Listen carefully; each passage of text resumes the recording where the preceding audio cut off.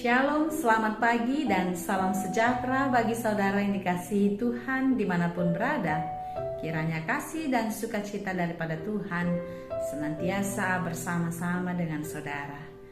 Sebelum kita memulai aktivitas kita pada hari ini, marilah kita siapkan hati menyambut firman Tuhan yang menjadi kekuatan dan semangat bagi kita.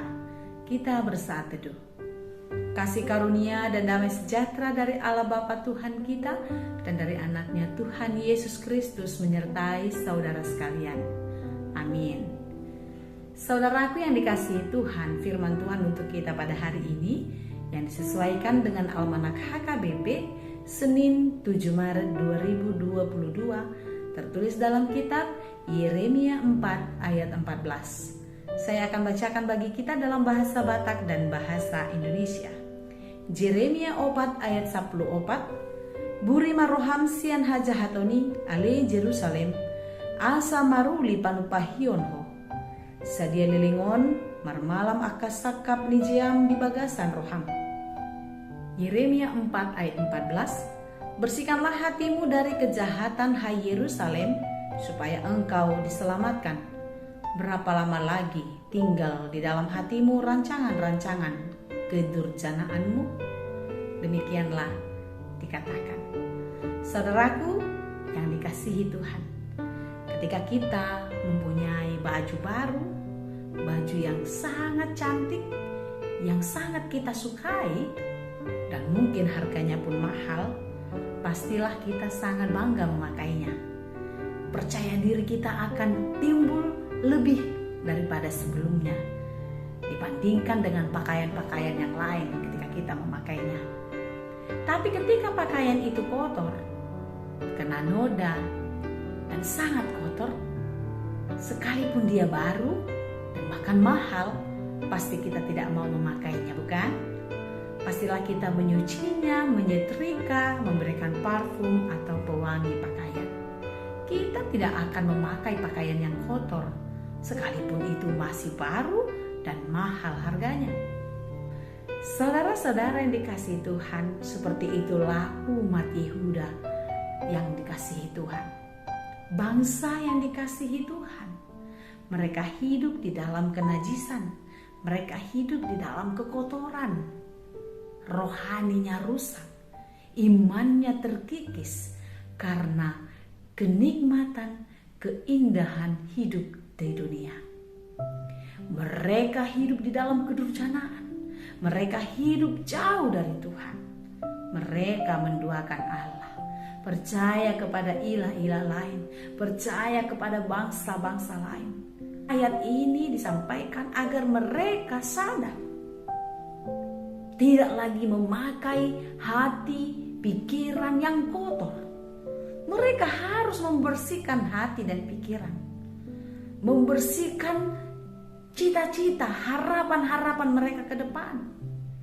Tidak lagi mengandalkan kekuatan, mengandalkan dunia, mengandalkan raja-raja dan lain sebagainya.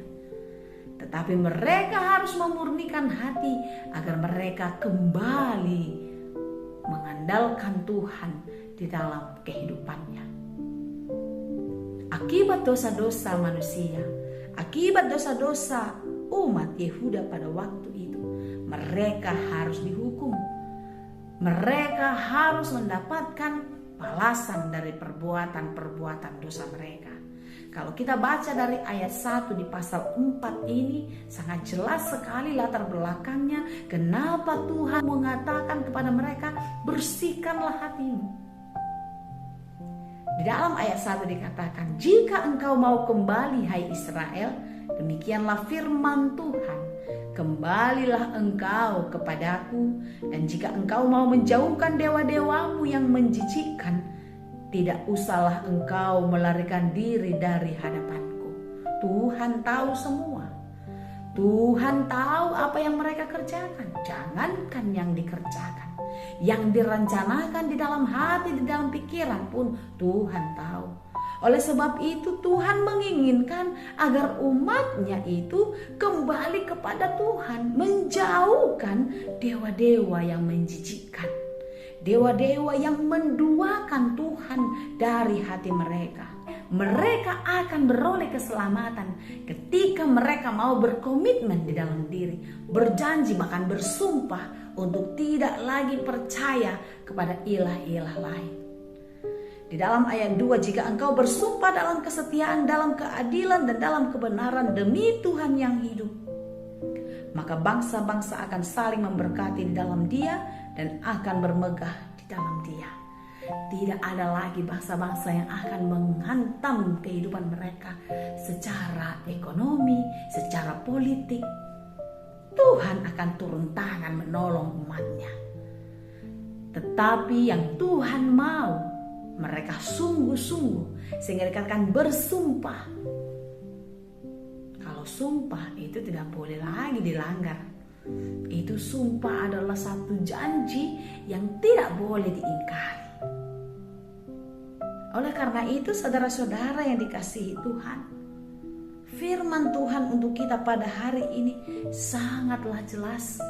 Ini adalah, kalau bahasa Batak, lubah-lubah peringatan kepada umat Tuhan agar mereka bertobat, membersihkan hati, membersihkan pikiran. Dan itu terlihat, keindahan, kebersihan hati mereka terlihat dari kehidupan mereka yang kembali ke dalam jalan terang Tuhan. Tidak hidup lagi di dalam harapan-harapan palsu yang datang dari dunia. Saudara-saudara yang dikasihi Tuhan, memang terkadang karena beratnya pergumulan, karena banyaknya tantangan dalam hidup, terkadang kita lupa kepada siapa kita minta pertolongan.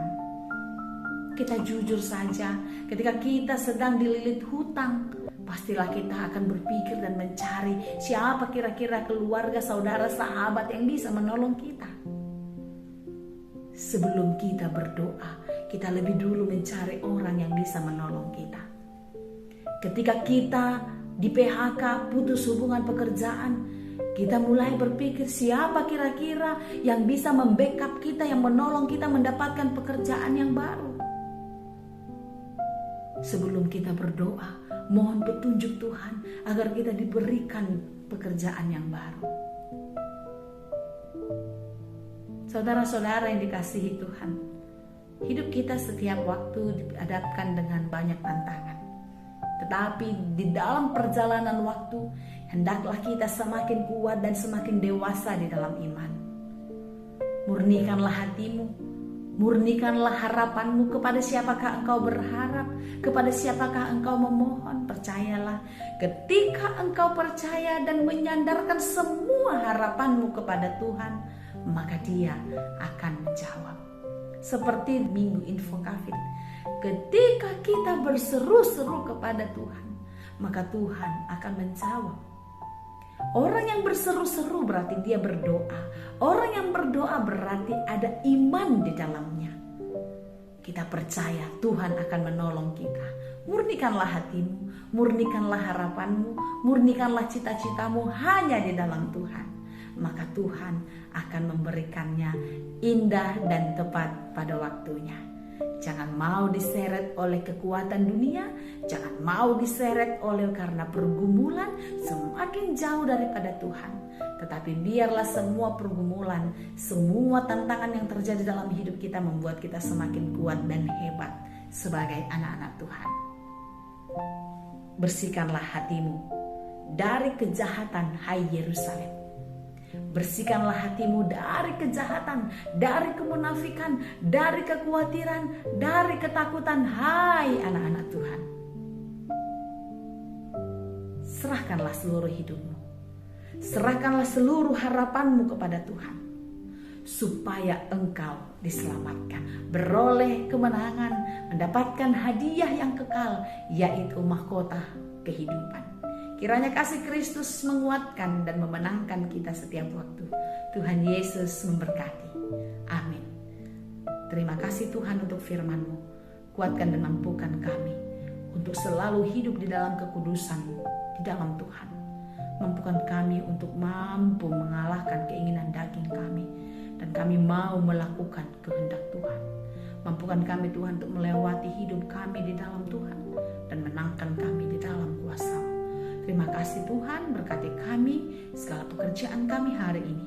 Biarlah semua ada di dalam tangan Tuhan. Hanya di dalam Yesus kami berdoa. Anugerah Tuhan kita Yesus Kristus, kasih karunia Allah Bapa dan persekutuan Roh Kudus, itulah kiranya yang menyertai dan memberkati kamu sekalian. Amin. Selamat beraktivitas, tetap semangat dalam kasih Tuhan. Kiranya kita dimampukan melakukan segala pekerjaan dengan baik. Kasih Kristus menyertai kita. Horas.